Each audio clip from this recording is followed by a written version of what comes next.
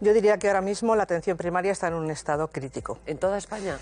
Lo que yo conozco más a fondo, donde yo me muevo, el sindicato al que pertenezco, pues nos movemos en Madrid, conocemos más profundamente Madrid, pero es verdad que en el resto del estado también hay problemas. Lo que pasa que en Madrid yo creo que la situación es especialmente preocupante.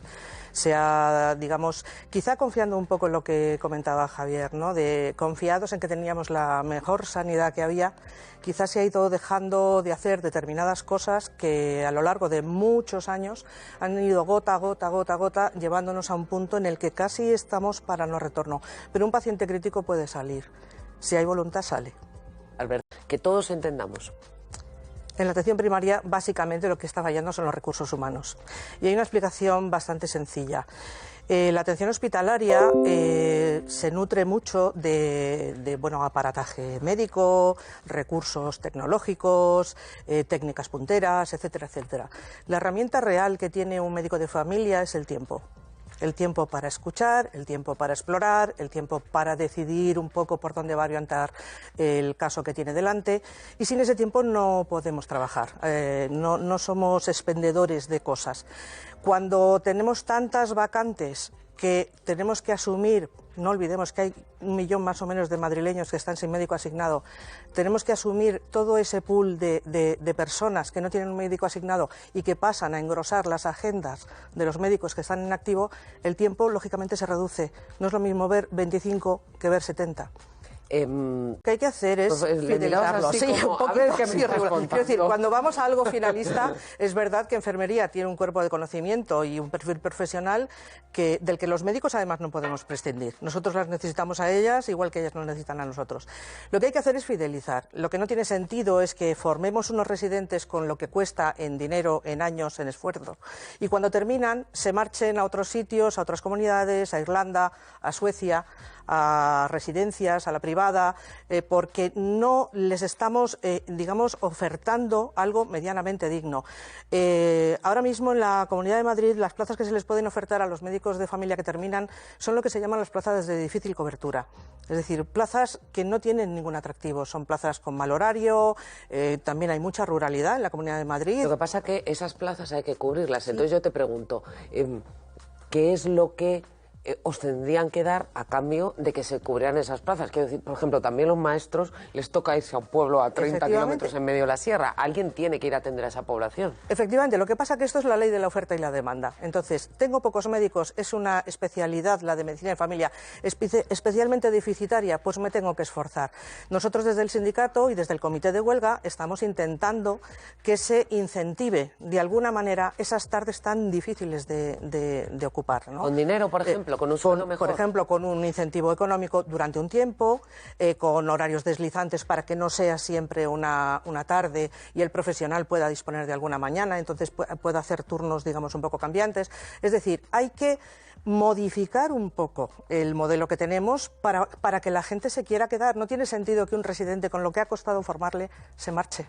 ¿Dispuestos a que los enfermeros, enfermeras absorbieran una parte de vuestras tareas hoy? Las enfermeras, concretamente en atención primaria, hacen una tarea, yo creo que ingente, por así decir. Es decir, el seguimiento del paciente crónico, es decir, no es lo agudo solo. El seguimiento del paciente crónico, que es la base un poco de la salud de la población, del número de reingresos, de reagudizaciones, etcétera. Yo creo que las enfermeras ahora mismo tienen un perfil profesional y unas condiciones de trabajo muy amplias. Es verdad que se puede pulir un poco, pero siempre habrá algo que al final haya que tomar una decisión, y esa decisión es una decisión médica. Y ese médico no puede faltar, es decir, yo no puedo abrir un centro de urgencias extrahospitalarias con 2 enfermeras, 4 enfermeras, 5 enfermeras, porque ¿dónde está el que toma la última decisión? Es decir, los dos son igual de necesarios. Enfermera es necesaria, médico es necesario.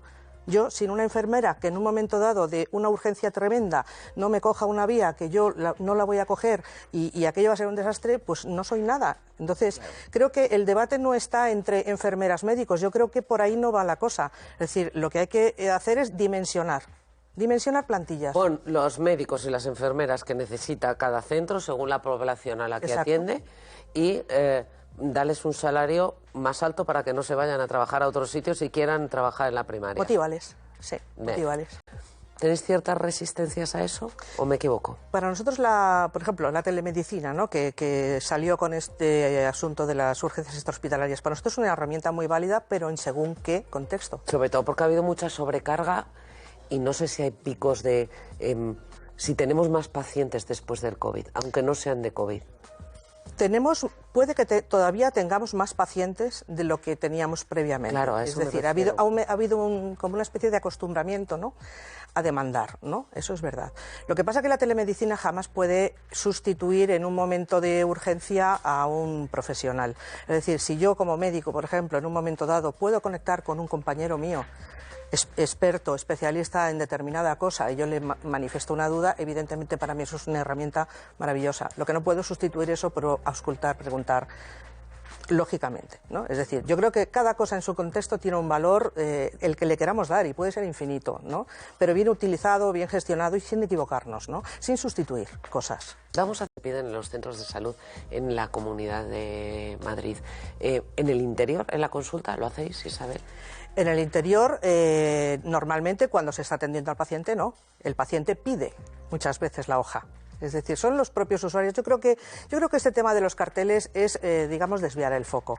Es decir, si de toda la huelga de atención primaria que estamos padeciendo ahora mismo, el problema son unos carteles en un centro de salud, mal vamos. ¿Cuál es el punto de fricción? ¿Por qué el Gobierno de la Comunidad de Madrid y los sindicatos, tu sindicato, que es el convocante de la huelga, no llegáis a un acuerdo? ¿Es tan complicado? Vamos a ver, es tan sencillo como yo pongo el ejemplo de que cuando uno tiene en su casa, se le están deteriorando cosas, se le están estropeando cosas y quiere acometer esa reforma, no puede hacerlo a coste cero. Esto es así. Esto es así. Es decir, tenemos que hacer un esfuerzo para comprender que para levantar la atención primaria hay que hacer una inversión. Que tampoco estamos pidiendo una inversión loca. Inversión en recursos humanos, es decir, ¿estáis pidiendo una subida de sueldo a los médicos? Lo primero, necesitamos que se cubran las vacantes que hay. Que no olvidemos que es un 20% de los médicos de familia y más de 230 pediatras que se han perdido desde el año 219. Esas plazas hay que cubrirlas. Entonces, para cubrir eso hay que poner dinero en algunos puntos, no en todos. Es decir, no estamos pidiendo, como se ha dicho en estos días, 1.400 euros. No estamos pidiendo eso. Por una parte estamos pidiendo una incentivación, lo comentábamos antes, para las plazas de difícil cobertura, por ejemplo.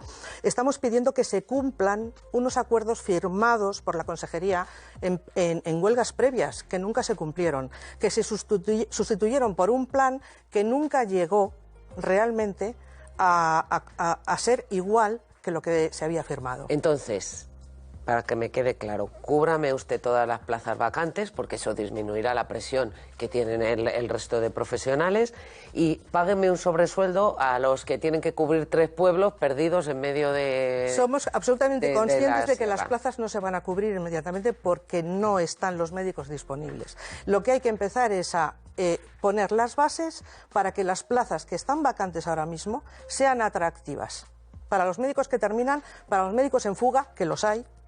¿Y más salario para los que ya están en el sistema, aunque no estén para en esas puestos plazas de difícil cobertura? ¿Solo para esas? No, también estamos pidiendo el cumplimiento de un compromiso de la Consejería. ¿Y eso cuánto es?